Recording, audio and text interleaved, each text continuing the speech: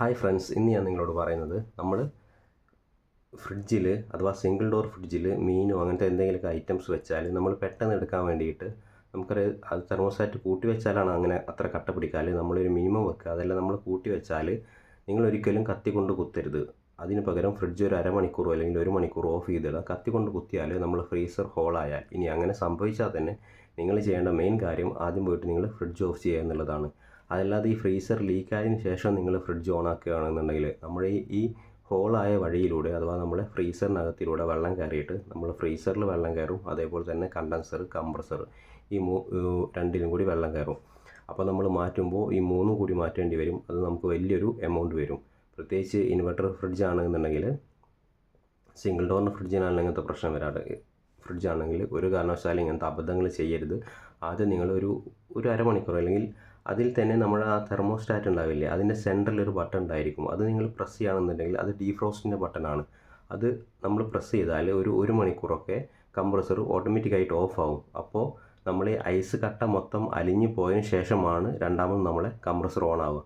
അതല്ലാതെ ഒരിക്കലും നിങ്ങളിങ്ങനെ ചെയ്യരുത്. ഇനിയിപ്പോൾ നമ്മളിങ്ങനെ ചെയ്താൽ തന്നെ ഞാൻ പറഞ്ഞ പോലെ ഫ്രിഡ്ജ് ഉടൻ തന്നെ ഓഫ് ചെയ്യുക. ഇനിയിപ്പോൾ നമുക്ക് ഈ ഫ്രീസർ മാത്രമാണ് ഇങ്ങനെ ഹോളായെന്നുണ്ടെങ്കിൽ മാറ്റണം എന്നുണ്ടെങ്കിൽ ഏകദേശം നമ്മുടെ ഗ്യാസ് ചാർജും അതേപോലെ തന്നെ ഫ്രീസറിൻ്റെ ചാർജും കുറേ ആൾക്കാർ ഇങ്ങനത്തെ വീഡിയോ കടയിൽ കമൻറ്റ് വരാറുണ്ട്, എത്രയാണ് ചാർജ് അല്ലെങ്കിൽ എങ്ങനെയാണ് അതിൻ്റെ പൈസയുടെ കാര്യങ്ങളൊക്കെ എന്നൊക്കെ. ഫ്രീസറിന് ഏകദേശം 1000 ചില്ലറ രൂപ വരും. പിന്നെ നമ്മുടെ ഗ്യാസ് ചാർജ്, ഈ ടെക്നീഷ്യൻ്റെ സർവീസ് ചാർജ് എല്ലാം കൂടിയിട്ട് ഏകദേശം ഒരു 3500 രൂപയോളം വരും. ഇത് ഞങ്ങളുടെ അവിടെയുള്ള ചാർജാണ്. നിങ്ങളുടെ അവിടുത്തെ എത്രയാണ് ചാർജ് എന്ന് നിങ്ങൾക്ക് ഈ വീഡിയോ കടയിൽ കമൻറ്റ് ചെയ്യാവുന്നതാണ്. മാറ്റുമ്പോൾ നമ്മൾ അതിൻ്റെ ബാക്കിലുള്ള ഡ്രയർ മാറ്റും, അതേപോലെ തന്നെ ഈ ഫ്രീസറും മാറ്റും. ഫ്രീസർ മാറ്റുമ്പോഴുള്ള മാത്രം ചാർജാണ് ഈ വരുന്നത്. അതല്ലാതെ അതിൻ്റെ കൂടെ ചിലപ്പോൾ ഞാൻ ഈ പറഞ്ഞ പോലെ നിങ്ങൾ ഫ്രിഡ്ജ് ഓഫ് ചെയ്തില്ല എന്നുണ്ടെങ്കിൽ ചിലപ്പോൾ കണ്ടൻസറിൽ വെള്ളം കയറിയിട്ടുണ്ടാവും.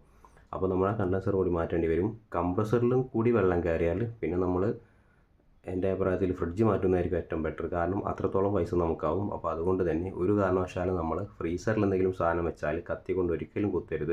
ഞാനീ പറഞ്ഞ പോലെ ഒന്നുകിൽ നിങ്ങൾ ഫ്രിഡ്ജ് ഒരു അരമണിക്കൂറോ ഒരു മണിക്കൂറോ ഓഫ് ചെയ്തിടുക. അല്ലാന്നുണ്ടെങ്കിൽ നമ്മൾ ആ തെർമോസ്റ്റാറ്റിൻ്റെ സെൻറ്ററിലുള്ള ഒരു ബട്ടൺ ഉണ്ടാവും, അത് പ്രസ് ചെയ്യുക, ഡീഫ്രോസ്റ്റ് ചെയ്യുക. അല്ലെങ്കിൽ നമ്മൾ തെർമോസ്റ്റാറ്റ് തന്നെ കുറച്ച് വെക്കുക. എന്നിട്ട് അതിന് ശേഷം മാത്രം നിങ്ങൾ ഈ ഫ്രീസറിലുള്ള സാധനങ്ങൾ എടുക്കുക. അല്ലാതെ ഒരിക്കലും നിങ്ങൾ കത്തി കൊണ്ട് കുത്തരുത്. അപ്പോൾ okay friends, thank you, have A nice day.